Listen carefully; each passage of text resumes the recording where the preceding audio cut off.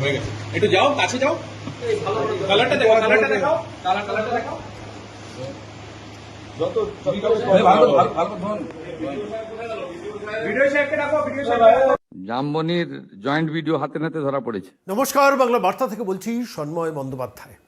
Sub assistant engineer 2 লক্ষ টাকা ঘুষ নিতে গিয়ে হাতে নাতে ধরা পড়ছেন, সেই দৃশ্য দেখলো জামবনি বাংলায়। অর্থাৎ ঝাড়গ্রামের একটি প্রত্যন্ত অঞ্চলে ব্লক ডেভেলপমেন্ট অফিসের ভেতরে বসে কন্ট্রাক্টরদের পেমেন্ট পাইয়ে দেওয়ার জন্য, অর্থাৎ যে পেন্ডিং বিলগুলো আছে সেগুলো পাইয়ে দেওয়ার জন্য তাদের কাছ থেকে 2 লাখ টাকা নিতে চাইছিলেন এবং নিয়েছিলেন। ঠিক সেই সময় স্পেশাল ব্রাঞ্চের অফিসাররা আগে খবর পেয়ে গুন্ডা দমন শাখার সেই অফিসারে গিয়ে তাকে হাতে নাতে পাকড়াও করলেন। এই ঠিক পরিস্থিতিতে দাঁড়িয়ে যখন বাংলাটা চলছে, যখন রাজ্যের মুখ্যমন্ত্রী সরাসরি নবান্নের সভাঘর থেকে বসে বলছেন যে একজন বিডিও পর্যন্ত অ্যারেস্টেড হয়েছেন, 0 টলারেন্স টুয়ার্ডস করাপশন, তখন বাকি বাংলাটা কিভাবে চলছে, সংগঠনের ভেতরটা কিভাবে চলছে, বেপরোয়া একটা লেভেল, কিছুতেই কোনো কথা শুনতে চাইছেন না। আমি আজকের এই প্রতিবেদনে পেশ করব একটা ভাইরাল হওয়া অডিও, যেটা এবিপি আনন্দ গতকাল টেলিকাস্ট করেছেন, যেখানে কেএনএসডি অর্থাৎ কলকাতা উত্তর শহরতলি জেলা, তার সহ কোষাধ্যক্ষ অর্থাৎ সংগঠনের পদাধিকারী, তিনি গাঁজার ঠেক চালানোর জন্য 25,000 টাকা ডিমান্ড করছেন, দরাদরি করছেন। ভদ্রমহিলা বলছেন 10,000, ভদ্রলোক বলছেন না 25,000 টাকা, এবং কিছুটা আচ্ছা ঠিক আছে কিছুটা কম করে দিলাম। আমি সেই ভাইরাল হওয়া অডিওটা এই মুহূর্তে বাংলা বার্তার দর্শকদের শোনাবো, শুনলে বুঝতে পারবেন যে যেখানে দাঁড়িয়ে একটা সরকার, একটা প্রশাসন, একজন রাজ্যের মুখ্যমন্ত্রী, যখন রাজ্যের শাসক দল তার প্রধান বারবার 0 টলারেন্স টুয়ার্ডস করাপশন বলছেন, সেই সময় দাঁড়িয়ে সংগঠনের ভেতরের মাঝের তলার নেতারা কি নেতাগিরি করছেন, কীভাবে 7টা ঠেক নিয়ে কয়েকদিন আগে আপনাদের কাছে দেখিয়েছিলাম যে পানিহাটিতে 7টা ঠেকে কারা চালাবেন তার ডিসিশন নিচ্ছেন সংগঠনের নেতারা। সেই ভাইরাল হওয়া অডিওটা আপনাদের কাছে বাংলা বার্তা শুনিয়েছিলাম, আজকে শোনাবো। নিউ ব্যারাকপুর, সেটাও এই কলকাতা উত্তর শহরতলি জেলার সহ কোষাধ্যক্ষ জনৈক অশোক কর, তিনি দরাদরি করছেন। ভাইরাল হওয়া সেই অডিও এবিপি আনন্দ গতকাল চালিয়েছে, আমি আপনাদের শোনাবো। হ্যাঁ, ওই দোকানটার যার দোকান তার নাম হচ্ছে অপর্ণা, বুঝলেন? ঠিক খবর পেয়েছি আমি আগে। ঠিক আছে, ওটা আমি বলে দিচ্ছি যে কম করে দেখতে। কত চাইছে বলুন তো? 25। অত দিতে পারবে নাকি? কি বলেন? এরা অনেকই করে দিদি, এরা প্রচুর আয় করে ডেলি। পুলিশে তো আরো বেশি দিতে হয়, আমরা জানি। দেখে নোটটালি ওই আর 5 কমায় দিলাম আমি, ওই 20 দুজনে 10 করে দিয়ে দেয়। 500 কাছে টাকাটা দিতে হবে। হ্যাঁ, চিনি আমি। যখন যে রংটা এসছে তখন সেই রঙের ধারণ করেছে, ওনাকে বলে দিয়ে। হ্যাঁ, দেখছো। তাহলে কি বলবো খুলতে? আপনাকে আমি এক্ষুনি ফোন করে বলে দিচ্ছি, বুঝেছেন? আপনাকেও আমি বলছি। যার অডিও আপনাদের শোনালাম তার নাম অশোক কর। আমার অডিওটা যখন এবিপি আনন্দ গতকাল টেলিকাস্ট করলো, আমার কোনো একটা জায়গায় মনে হলো এটা সত্য তো, এই ব্যক্তি অশোক কর তো, বা এই ব্যক্তি যার সম্বন্ধে যা অভিযোগ উঠছে অভিযোগের সত্যতা আছে তো। আমি স্বাভাবিকভাবে এই কলকাতা উত্তর শহরতলি জেলার যিনি এই উত্তর দমদমের বিধায়ক সৌরভ শিকদার, আমি তাঁর সঙ্গে সরাসরি যোগাযোগ করেছিলাম, তাকে অডিওটা পাঠিয়ে বললাম যে ঘটনাটা শুনছি সেটা ঠিক তো, যখন রাজ্যের প্রশাসন, রাজ্যের সরকার, নবান্ন, রাজ্যের মুখ্যমন্ত্রী নবান্ন থেকে বসে বলছেন 0 টলারেন্স টুয়ার্ডস করাপশন, এবং জামবনির একজন বিডিও হাতে নাতে 2 লাখ টাকা নিতে গিয়ে ধরা পড়ছেন, এবং সেই দৃশ্য সারা বিশ্ব, বহির্বিশ্ব, সারা পৃথিবীর মানুষ, ভারতবর্ষের বাইরের বাঙালিরা প্রত্যেকে দেখছেন, এবং একটা সরকার সম্বন্ধে একটা জনমত তৈরি হচ্ছে যে এই সরকারি, এই পরিবর্তনের সরকারই তো আমরা চেয়েছিলাম, যেখানে দাঁড়িয়ে কোনো ইঞ্জিনিয়ার, কোনো অফিসার কেউ টাকা তুলতে পারবে না, সেখানে দাঁড়িয়ে নেতারা টাকা তুলবেন, তার শাস্তি কী হবে? আমি এই অডিওটা ভাইরাল হওয়ার পর আমি খালি ভাবছিলাম, বলছেন কত চাইছে জিজ্ঞেস করছে, বলছে একটু কম করে দিতে বলেছি। তারপরে মানুষটি বলছেন, আপনারা শুনলেন, আমি আরেকবার এই অডিওটা শেষকালে চালাবো। এরা প্রচুর আয় করে, অর্থাৎ সাট্টা এবং গাঁজা থেকে এরা প্রচুর আয় করে, তাহলে দেবে না কেন আমাদের? এবং সংগঠন চালাতে গেলে তো টাকাটা লাগে। আমি টেলিকাস্টটা শুনতে গিয়ে আমার খালি বারবার মনে হচ্ছিল কোন বাংলায় বসবাস করছি, পরিবর্তনের সরকার, পরিবর্তনের মূল্য এরা দেবে না। আবার খেয়াল করে দেখুন, এরা সংগঠনের অত্যন্ত প্রভাবশালী। তা নাহলে কেউ কখনো সংগঠনের যখন কোষাধ্যক্ষ হয় বা সহ কোষাধ্যক্ষ হয়, ট্রেজারার বলা হয়, দলের সংগঠনের ট্রেজারার হচ্ছে মোস্ট ট্রাস্টেড লোক, সব থেকে বিশ্বাসযোগ্য লোক। তো সেই ট্রাস্টেড লোক সহ কোষাধ্যক্ষ তিনি দরাদরি করছেন যে 10,000 করে দিতে বলবেন। কিসের জন্য? গাঁজা খাট্টার জন্য। আমি বলছি এই অভিযোগ যদি সত্যি হয়, তাহলে এই মানুষটি যিনি ওই কেএনএসডি জেলার সহ কোষাধ্যক্ষ, তাকে কেন পার্মানেন্টলি জেলে পোড়া হবে না? আমি রাজ্যের মাননীয় মুখ্যমন্ত্রীর কাছে প্রশ্ন করছি। এবং সৌরভ শিকদার, যিনি শহরতলি জেলার অন্যতম বিধায়ক এবং উত্তর দমদমের বিধায়ক, যার এলাকার মধ্যেই ঘটনাটা ঘটেছেন, তিনি আমাকে পরিষ্কার বললেন যে আমি থানায় সরাসরি বড়বাবুর সঙ্গে কথা বলেছি। কি বলেছেন সৌরভ শিকদার আজকের আমি এই প্রতিবেদনের এই পর্বে আপনাদের কাছে শোনাবো। এবং একই সঙ্গে যে এই জেলার সংগঠনের যিনি এই কীর্তিটি করেছেন, অশোক কর, যার সম্বন্ধে অভিযোগ, তার বক্তব্যটা আরেকবার শোনাবো। কিন্তু তার আগে বলি, গতকাল বিজেপির আভ্যন্তরীণ কিছু মিটিং ছিল। আভ্যন্তরীণ মিটিংয়ের মধ্যে সাংগঠনিক সম্পাদক সারা ভারতবর্ষে, যিনি পশ্চিমবঙ্গটা দেখভাল করছেন, কোঅর্ডিনেট করছেন, সুনীল বানসাল, তিনি গতকাল একটি মিটিংয়ে বসছিলেন। জেলার বিভিন্ন এই উত্তর শহরতলি জেলার 5 জন বিধায়কের মধ্যে 4 জন বিধায়ক উপস্থিত ছিলেন এবং অবশ্যই তার রাজনৈতিক সাংগঠনিক নেতারা উপস্থিত ছিলেন। সেখানে বলেছেন যে আমি সতর্ক করে দিচ্ছি, আর কিন্তু সতর্ক করব না, এবার যা ব্যবস্থা নেব। প্রশ্নটা হচ্ছে 3 মাস 90 দিন, এই 90 দিনের মধ্যে এইভাবে যদি কঙ্কালটা বেরিয়ে যায়, আর কবে ব্যবস্থা নেবেন? পার্মানেন্টলি প্রকাশ্যে জানান। আমি বলছি, রাজ্য বিজেপির যারা সাংগঠনিক পর্যায়ের নেতৃত্ব আছেন, বাংলা বার্তার প্রতিবেদন মাঝে মাঝেই শোনেন, আমি বলছি এই জেলার অবস্থা ভয়ঙ্কর নয়, ভয়ানক অবস্থায় পৌঁছে গেছে।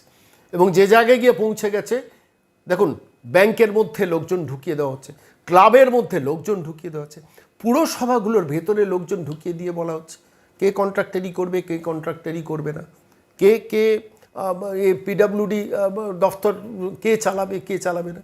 থানায় পুলিশ প্রশাসনের কাছে গিয়ে বলা হচ্ছে ইনি দেখবেন না। সমস্ত পুরসভাগুলোতে কোন অঞ্চলটা কে দেখবেন, ঠিকাদারি, আমি বলছি দলীয়ভাবে যে ঠিকাদারিটা কে দেখবেন, তার একদম মানে আনসাইন তালিকা পর্যন্ত সেই পুরসভার ভেতরে ঢুকে যাচ্ছে অজস্র। আমি গত 30 দিনে আমি অন্তত 30টা অডিও ভিডিও মেসেজ পেয়েছি, যেটা সংগ্রহে রেখেছি। দল চাইলে আমি তাকে পাঠিয়ে দিতে পারি। কিন্তু প্রশ্নটা হলো, এটা কি দলীয় নেতৃত্ব জানেন না? অফকোর্স জানেন। সৌরভ শিকদার বিধায়ক, তিনি লিখিতভাবে দলের সর্বোচ্চ নেতৃত্বকে জানিয়েছেন। তাহলেও কেন ব্যবস্থা নেওয়া হচ্ছে না? শুধু আমি বলছি উত্তর শহরতলি জেলার ঘটনা বলছি, সারা পশ্চিমবঙ্গের বিভিন্ন পকেটে এগুলো আছে, কোনো জেলায় বেশি, কোনো জেলায় কম।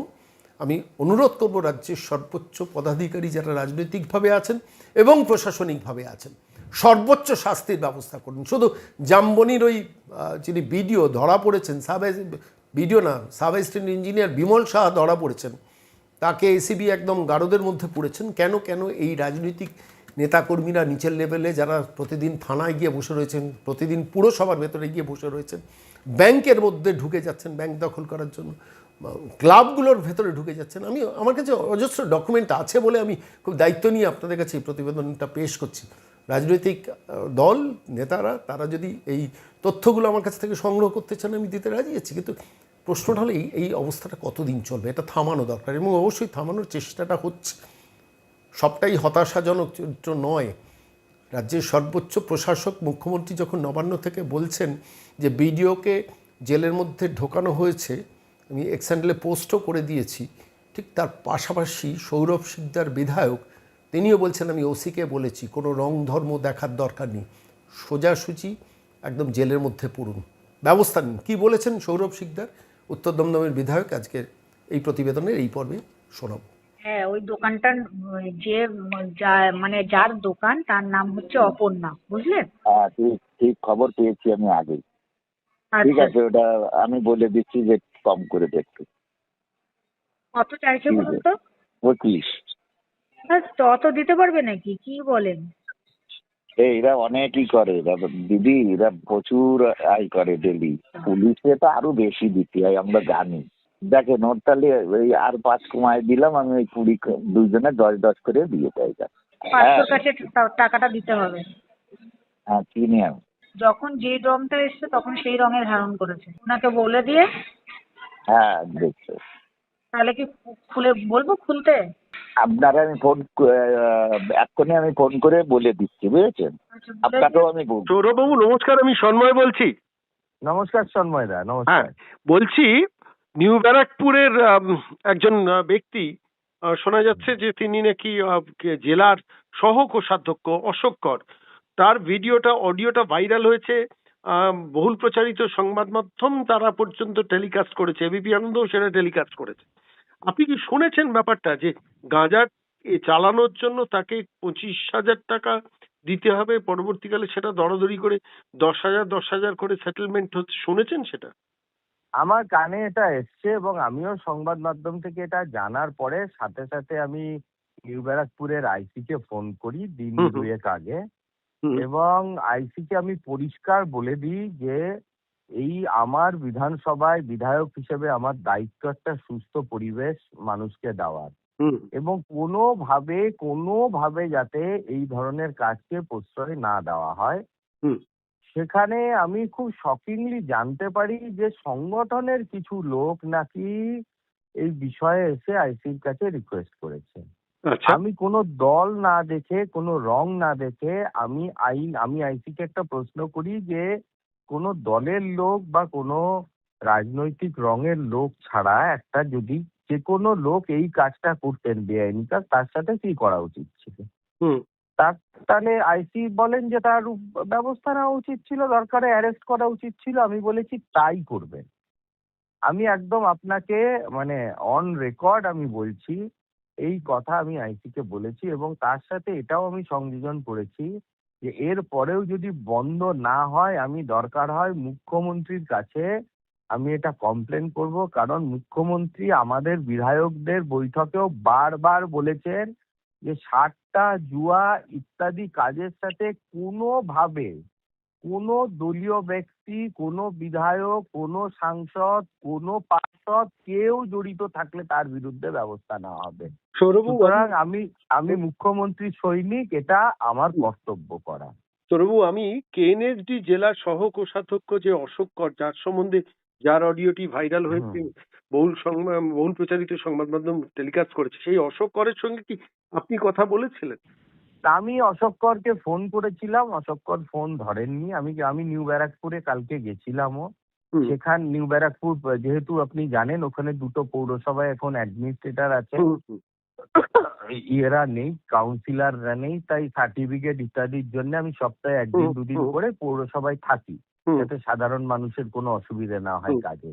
এবং সেখানে বাকি যারা সংগঠনের লোক ছিল তাদেরকে আমি ফিজিক্যালি ডেকে বলে দিয়েছি সবার সামনে যে যাতে কোনোভাবে এই সমস্ত কিছুর সঙ্গে লোক জড়িত না থাকে। আমি জেলা সভাপতিকেও ব্যাপারটা নিয়ে কমপ্লেন করেছি হুম। যে আপনি আপনার টিমের, কারণ তার টিমের তার টিমেরই তো জেলা ডিসিপ্লিনারি অ্যাকশন, সহ কোষাধ্যক্ষ।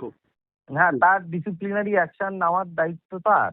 হুম, এবং আমি তাকেও বলেছি, আজকেও বলেছি, আজকে আমাদের রাজ্যে একটা বৈঠক ছিল মাননীয় সুনীল বানসালজির উপস্থিতিতে, সেখানেও আমি বলেছি যাতে এই ধরনের ঘটনায় কোনো দলীয় লোকের নাম না আসে, এবং ভবিষ্যতে যদি আসে তাহলে আমি মুখ্যমন্ত্রীকে এটা ব্যাপারটা জানাবোই, আমার সাথে দেখা হলেই আমি জানাবো, হুম। এবং আইন যাতে আইনের পথে চলে আমি কিন্তু সেটা নিশ্চিত করব। অনেক ধন্যবাদ সৌরভবাবু, অনেক ধন্যবাদ, অনেক ধন্যবাদ। ধন্যবাদ।